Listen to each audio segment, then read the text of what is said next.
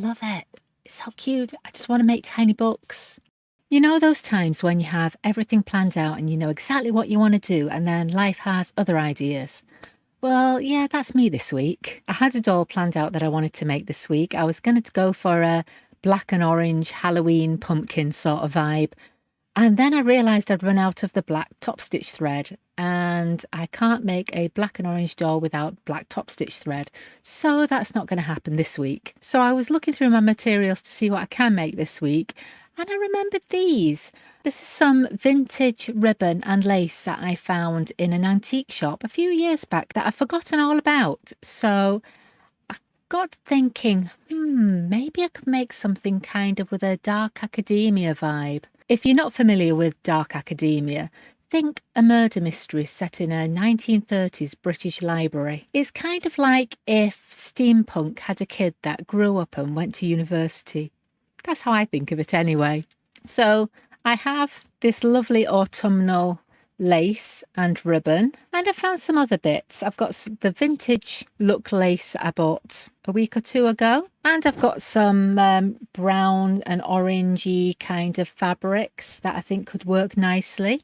For the hair, I was thinking maybe some of this brown acrylic yarn. I think with this I can give her an early 20th century sort of look with a fringe and maybe some long plaits. And then I can maybe use some of the vintage ribbon with it. That could look quite nice. And I think I'm going to try and make a satchel out of some felt. Does she need a book maybe? Maybe I could make a little book. I don't know. We're going to see how we get on with it. If you just found me, by the way, welcome. My name's Jo. I'm a full-time artist making creepy cute things on a narrowboat in Wales.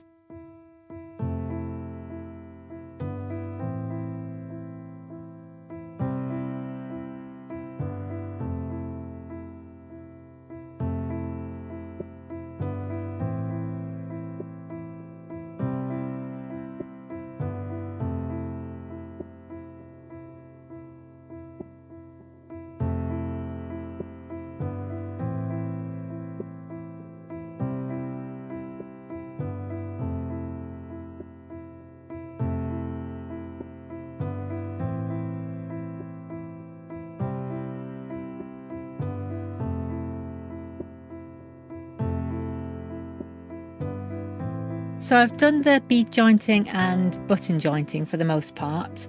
I've used some antique silver effect metal beads for the bead joints. I would have liked to use some brass or bronze beads for this one, but I can't get them in the right size for the legs at the moment. So I'm using these and I think they're going to work okay. I've got the wrists and elbows done and put a larger bead on there for the shoulders. Those will be jointed to the shoulders after the clothing. Actually, I might make some sort of shirt. I've got some nice linen look fabric, which would be nice for a kind of a loose fitting shirt if I can figure out how to do it. And then maybe sew some loose sleeves on over the shoulder joint, and I think that'd look really cool with the theme if I can figure out how to put it all together. It's going to be a bit experimental, I think, this doll. It's going to be quite different to stuff I've made recently. I decided on some orangey coloured stripes for the legs for a kind of autumnal sort of feel. I'm going to paint some boots on these before I attach them to the body. I'm thinking maybe some nice brown lace-up boots to give a kind of a early 20th century vintage kind of feel. I don't know how well the colour of the skin tone shows up on camera, but it's a pale stone sort of colour. It's one of the Modabella solids, and I can't for the life of me remember what the colour is called, but it's quite a nice cool neutral tone. So it's a little bit warmer than the grey that I use sometimes, but not a realistic skin tone. I hate those orangey fabrics that are often sold for dolls, skin fabric. So the next thing I need to do is to paint boots on, and I'll probably use some linen thread to make some laces for those. And the boat is creaking. And then I'll need to start on the face. I'll need to do some shading for the eyes and decide which buttons I'm going to use for those. So I better get on with it. So I'm going to use some acrylics to paint the boots, and some fabric medium to help it sit better on the fabric without bleeding into it. And this helps to make it a little bit more flexible as well. So I'm starting with Naples yellow and titanium white. I probably have to start with a lighter coat to cover the stripes and then go darker on top of that. So I'll probably mix 2 shades, then add in some burnt umber on the top coat to create a darker shade of brown. I might actually add some burnt sienna as well to warm it up a little bit, but we'll just see how it goes.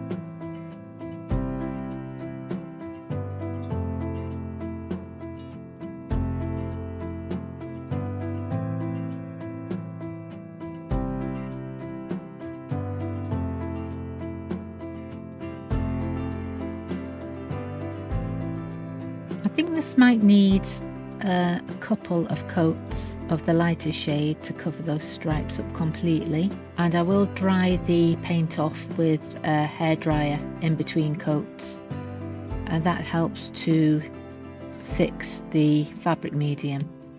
Keeping lids like this from spray cans comes in really handy when you need to prop something up to dry the paint.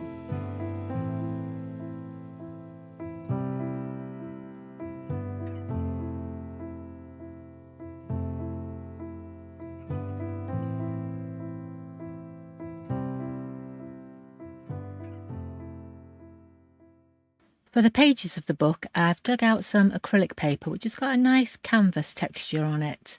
I figured if I fold some pieces in half and then kind of glue them together along the edges, then I can make pages that maybe sort of open a little bit. I'm just using some super thick tacky glue for this, which is pretty strong. Then I might need to reinforce the spine with something. We'll see how it goes.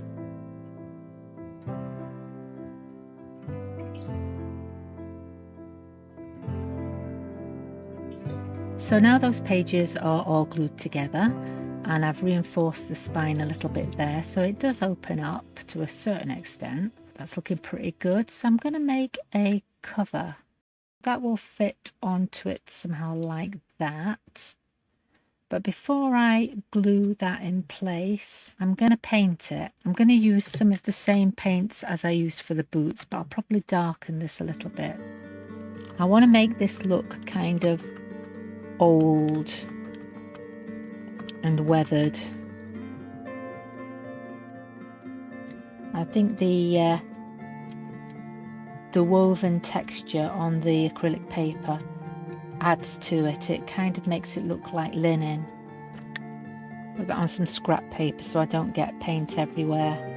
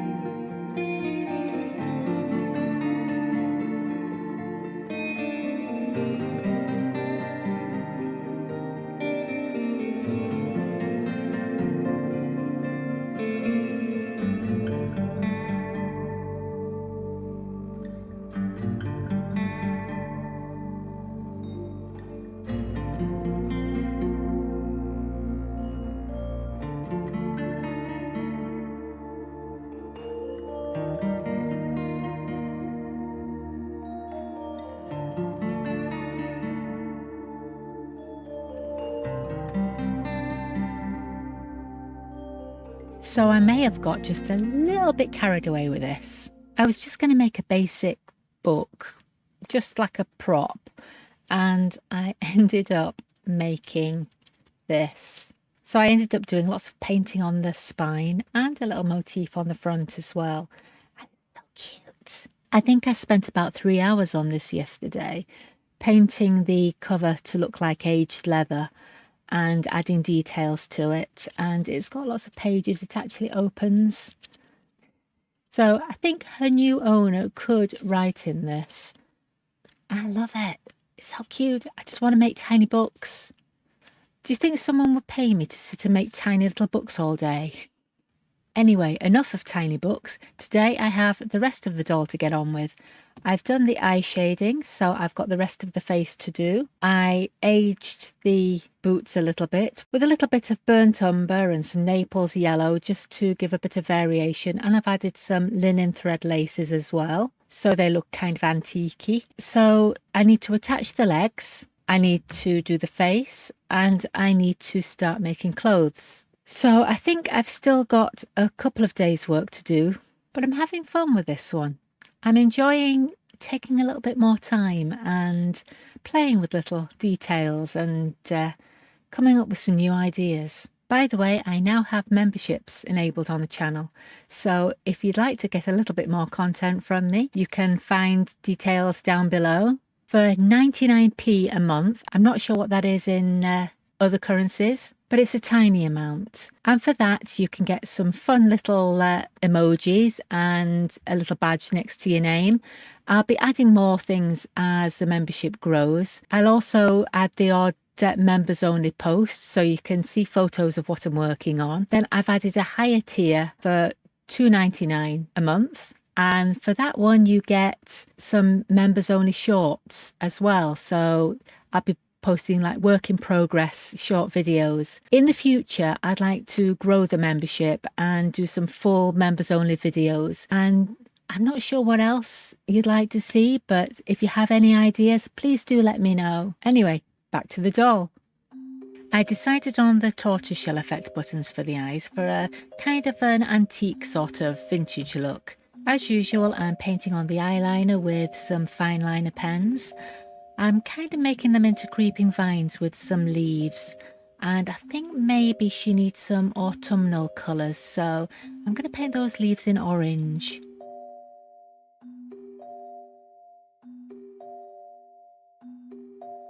I'm using the linen look cotton to make a shirt for her. I've just made a little pleat down the front so it looks like a button-up shirt, and I've got some tiny metal buttons which I think will look really cute for that. I'm not sure how I'm going to attach the sleeves yet. I think maybe I'll joint the arms first over the body of the shirt and then see if I can somehow sew the sleeves on around them. I just don't want to sew them on in a way that restricts the movement too much.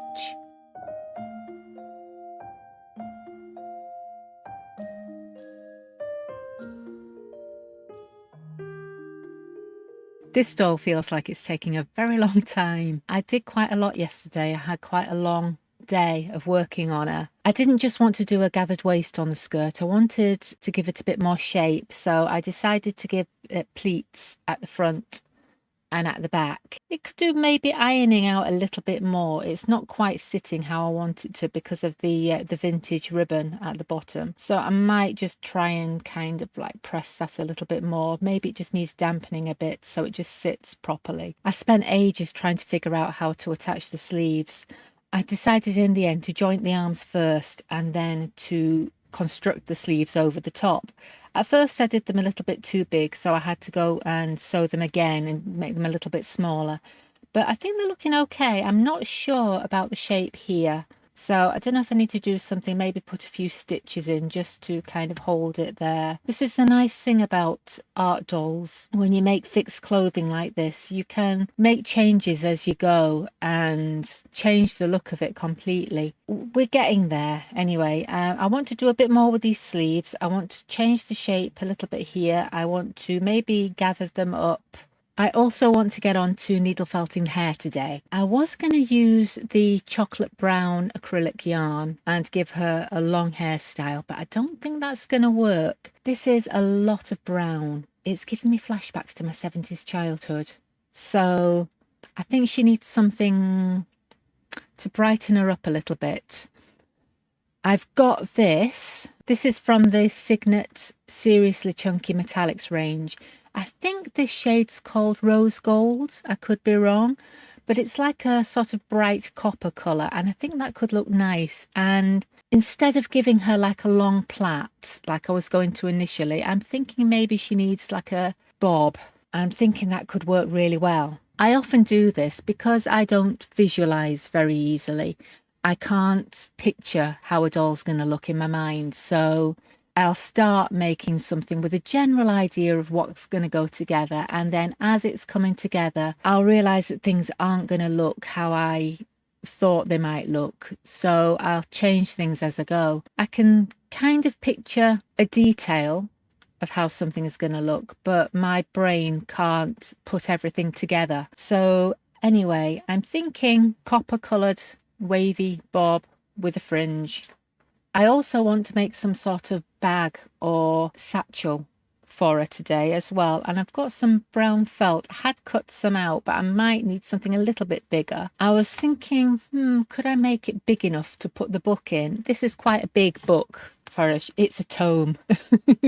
But she's got her book, and I'm thinking it might be nice if she had a bag that she could put her book in. So I'm going to play around with that. I don't know if I'll get her finished today because there's still quite a bit to do, but going to get on with it and just see how far we get. I've ironed out those pleats in the skirt. That involved folding some fabric underneath it and then steaming it to get some nice sharp creases. The satchel has been a bit of an experiment. First, I tried using some orange thread to kind of overstitch it up the sides, but that didn't really work. I didn't like how it looked, so instead I decided to stitch some of this brown braided trim up the sides and leave a long enough length to form a long strap that'll go over a shoulder, and I think that's worked a lot better. I am going to try and find a little decorative bead or charm to sew onto the front of it just to finish it off. Then she just needs a hair. I've cut the yarn into some short strands. I'm needle felting that in with the Clover pen style tool and some 38 gauge needles. Wherever I can find links for the tools and materials I use, I'll put them down in the description.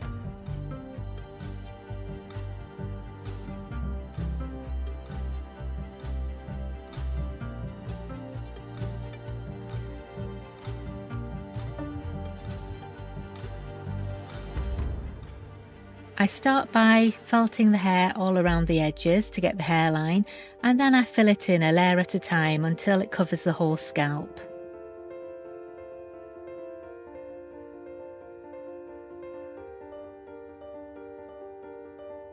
Then it just needs brushing and trimming to tidy it up a little bit.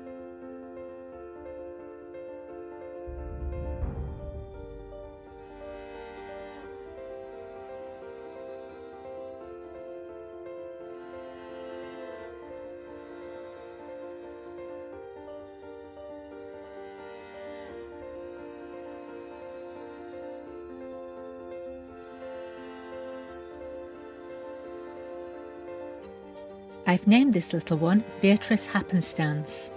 I imagine her as the village librarian, moving silently unnoticed between the dusty shelves, carefully placing books. You'd hardly know she's there, but Beatrice hears every whispered conversation. She knows more than she'll ever say, and she's keeping records.